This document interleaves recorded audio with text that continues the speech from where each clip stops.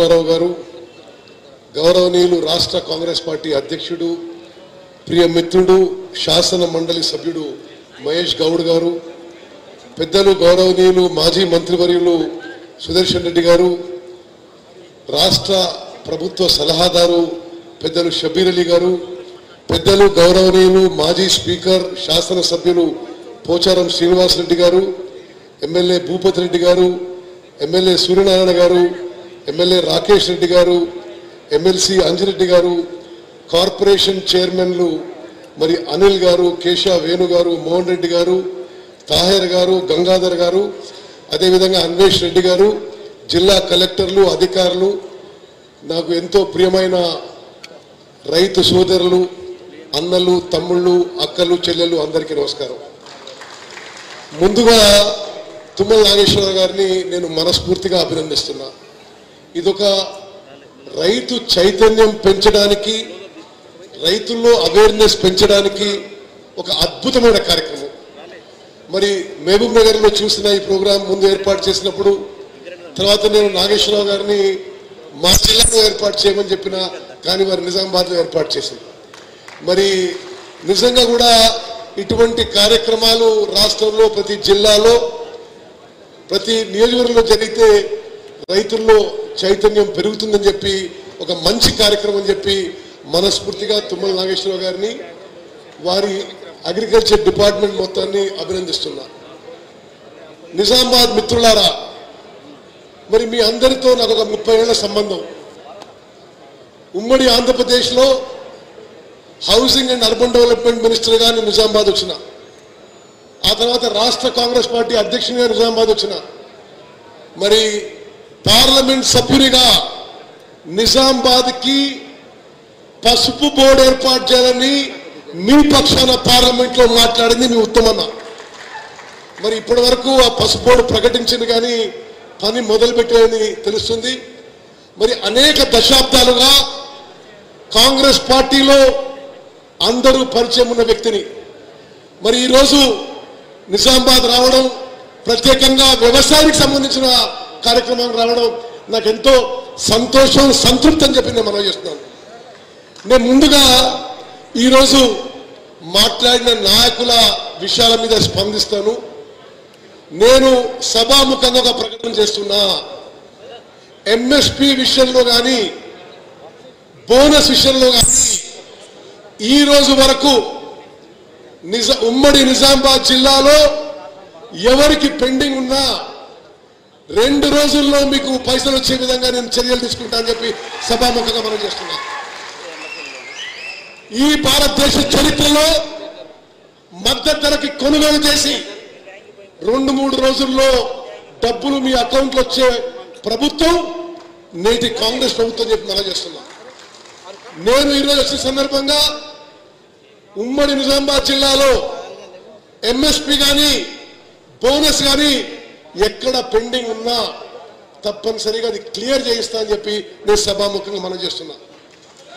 అదేవిధంగా ఉమ్మడి నిజామాబాద్ జిల్లా కూడా ఎంతో ఉపయోగపడే ప్రాణహిత చేవళ్ల ప్రాజెక్టు గత ప్రభుత్వం ఆపేసిన విషయం కూడా మీకు మనవి చేస్తూ, గత ప్రభుత్వం ఏమన్నారు, నేను ఎక్కువ రాజకీయ విమర్శలు పోకున్నా వాస్తవాలు చెప్పాల్సిన అవసరం ఉంది. గత ప్రభుత్వంలో 10 ఏళ్లలో 1.81 lakh crores 1.81 lakh crores ఖర్చు పెట్టి ఇరిగేషన్ లో నామమాత్రం పనులు చేసిండ్రు. ఎక్కడా పెద్దగా ఆయకట్టు సృష్టించలేదు గత ప్రభుత్వాన్ని చెప్పక తప్పదని చెప్పి మనం చేస్తున్నా.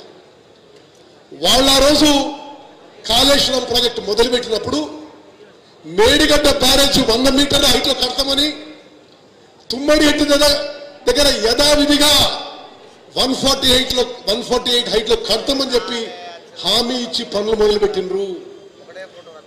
గత 10 ఏళ్లలో ప్రాణహిత చేవళ్ల ప్రాజెక్ట్ కి తట్టెడు మట్టి పని కూడా చేయలేదు.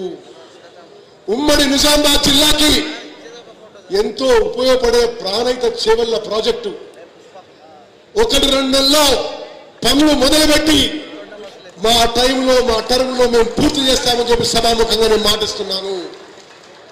అదేవిధంగా మిత్రులారా, షబ్బీర్ అలీ గారు కోరినట్టుగా 22 కోట్లు ఒక ప్యాకేజీకి పెండింగ్ ఉన్నాయని అది వెంటనే విడుదల చేస్తామని చెప్పి కూడా నేను మనం చేస్తున్నా. రాకేష్ రెడ్డి గారు చెప్పిండ్రు ఎక్కడో కొన్ని చోట్ల గన్నీ బ్యాగ్స్ లేవని. రాష్ట్రంలో సరిపోని స్టాక్ ఉంది. ఇరిగేషన్ ప్రాజెక్ట్ కట్టిన ఘనత ఆ రోజుల్లో పాలకులు. నిజాం సాగర్ ప్రాజెక్టు, అదేవిధంగా ఎస్ఆర్ఎస్పి పూర్తి స్థాయిలో డీసెడిమెంటేషన్ పూర్తి చేస్తాము. ఈ నెలాఖరులోపు టెండర్స్ పిలుస్తాము. కొన్ని లక్షల ఎకరాల అదనపు ఆయకట్టు తప్పనిసరిగా ఉమ్మడి నిజామాబాద్ జిల్లాలో నీరు పారే విధంగా మేము చేస్తాము, చర్యలు తీసుకుంటామని చెప్పి సభాముఖంగా మనం చేస్తున్నాము. అదేవిధంగా పెద్దలు గౌరవనీయులు మాజీ ఇరిగేషన్ మినిస్టర్ సుదర్శన్ రెడ్డి గారు కోరినట్టుగా ప్యాకేజ్ 20, ప్యాకేజ్ 21, ప్యాకేజ్ 22 గత ప్రభుత్వంలో నిర్లక్ష్యం చెందినాయి. తప్పనిసరిగా ఆ పనులు చేపట్టి పూర్తి చేస్తామని చెప్పి కూడా సభాముఖంగా నేను మాటిస్తున్నా. అదేవిధంగా భూపతి రెడ్డి గారు కోరినట్టుగా మరి గుప్తా లిఫ్ట్ ఇరిగేషన్ స్కీమ్ లో కొన్ని బ్యాలెన్స్ వర్క్స్ ఉన్నాయన్నాడు. తప్పనిసరిగా అది కేవలం 2-3 కోట్లు అని చెప్పిండు. తప్పనిసరిగా అది పూర్తి చేస్తామని చెప్పి కూడా నేను మనం చేస్తున్నా. ఉమ్మడి నిజామాబాద్ జిల్లాలో ఫైనాన్షియల్ వయబిలిటీ ఉంది, టెక్నికల్ వయబిలిటీ ఉంటే మరి మీరు కోరినట్టుగా చెక్ డ్యామ్స్ కూడా మంజూరు చేస్తామని చెప్పి కూడా నేను మనం చేస్తున్నా. మిత్రులారా, మన ప్రభుత్వం, మన కాంగ్రెస్ ప్రభుత్వం మహేష్ గౌడ్ గారు చెప్పినట్టుగా రైతులు మీరు పెద్ద సంఖ్యలో మమ్మల్ని ఎన్నుకున్నందుకే మేము ఇక్కడ కూర్చున్నాం.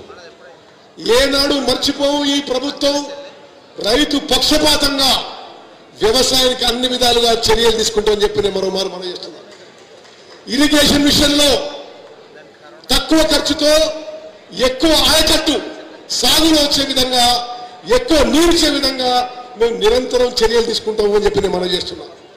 ఒకటే గుర్తుపెట్టుకోవాలి, గత ప్రభుత్వంలో కాళేశ్వరంలో 1,00,000 కోట్లు ఖర్చు పెడితే వాళ్ళ సమయంలోనే నిర్మాణం మొదలుపెట్టిండ్రు, వాళ్ళే డిజైన్ చేసిండ్రు, వాళ్ళే నిర్మాణం చేసిండ్రు, వాళ్ళ సమయంలోనే కూలిపోయిన విషయం కూడా నేను మనం చేస్తున్నాం.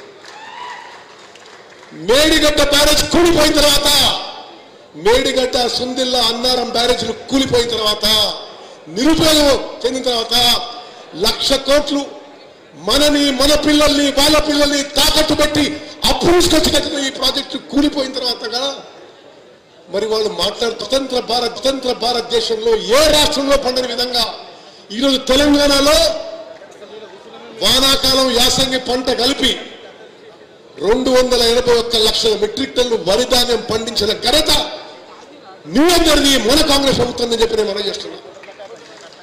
ఇది భారతదేశంలోనే ఒక రికార్డు. మీడియా మిత్రులారా, ఈ అంకెలు మీరు ప్రత్యేకంగా రాసుకోవాలి. ఈసారి కాంగ్రెస్ ప్రభుత్వం వచ్చిన తర్వాత వానాకాల పంట, యాసంగి పంట కలిపి స్వతంత్ర భారతదేశంలో ఏ రాష్ట్రంలో పండని విధంగా, ఉమ్మడి ఆంధ్రప్రదేశ్లో కూడా పండని విధంగా 281 లక్షల మెట్రిక్ టన్నులు వరి ధాన్యం తెలంగాణలో పండిన విషయం వరి రైతులకి మేము అభినందనలు, శుభాకాంక్షలు తెలియజేస్తూ, మీరు పండించిన వరి పంటని ప్రతి గింజకి దొడ్డు రకానికి ఎంఎస్పి 2,300, సన్న రకాలకి 2,300 ప్లస్ బోనస్ 500 రూపాయలు మేము ఇచ్చి తీరుతామని చెప్పి సభాముఖంగా మనం చేస్తున్నాం. నేను చాలా కాలం రాజకీయాల్లో ఉన్నా. నేను 6 సార్లు ఎమ్మెల్యేగా, ఒకసారి ఎంపీ గెలిచిన వరుసగా.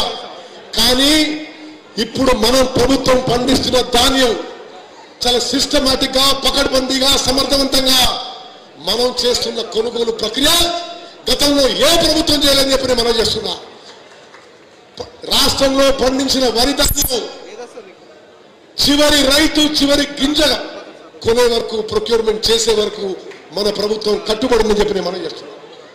మిత్రులారా, ఉమ్మడి నిజామాబాద్ జిల్లాలో మేము జిల్లా కలెక్టర్ చెప్పినాం, ఎన్ని అవసరమైతే అన్ని ప్రొక్యూర్మెంట్ సెంటర్స్, కొనుగోలు కేంద్రాలు తెరవాలి, సిబ్బందికి ట్రైనింగ్ ఇవ్వాలి, అవసరమైన మౌలిక సదుపాయాలు, టార్పాలు కానీ, గన్ని బ్యాగులు కానీ, మెజరింగ్ ఇన్స్ట్రుమెంట్స్ కానీ ఏర్పాటు చేయాలని చెప్పి కూడా చెప్పడం జరిగింది. ఎక్కడన్నా లోపాలు జరిగితే మీరు నేరుగా నాకు తెలియజేయండి, చర్యలు తీసుకుంటామని చెప్పి నేను మనం చేస్తున్నా. మిత్రులారా, మరో అద్భుతమైన పథకం గురించి చెప్పాలి.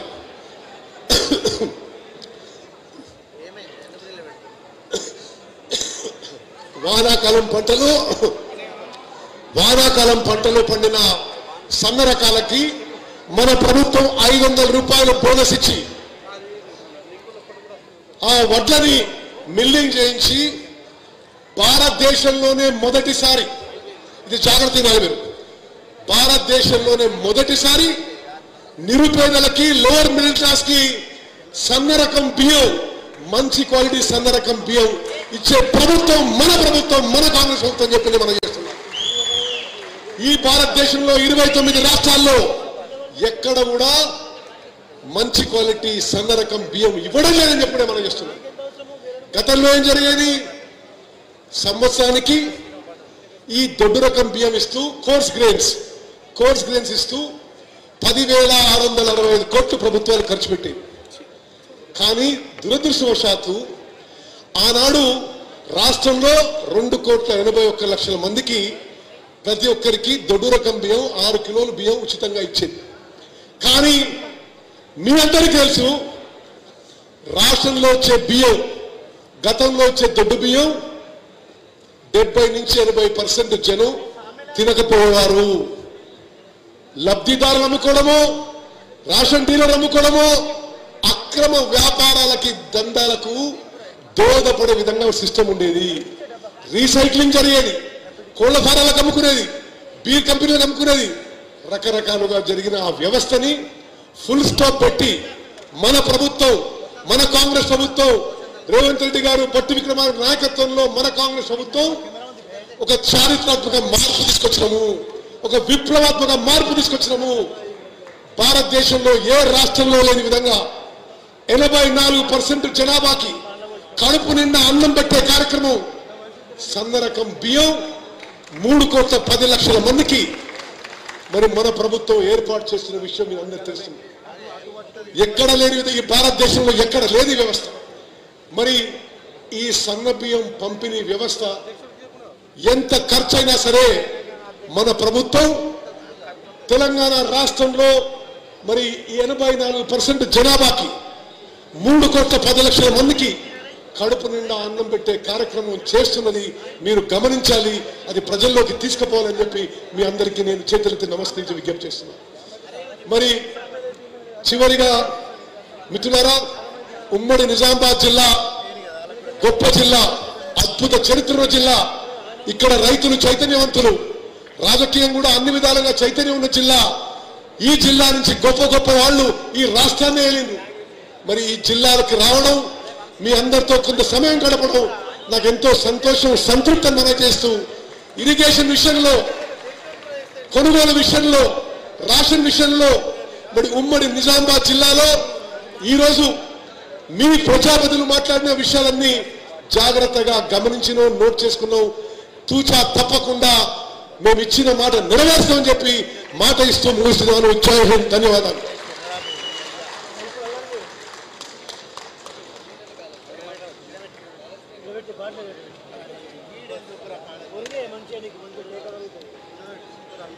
మీ అమూల్యమైన సందేశానికి ధన్యవాదాలు సార్. వ్యవసాయానికి ఆధునికతను జోడిస్తూ రైతన్న ఇంట సిరుల పంట పండించాలనే లక్ష్యం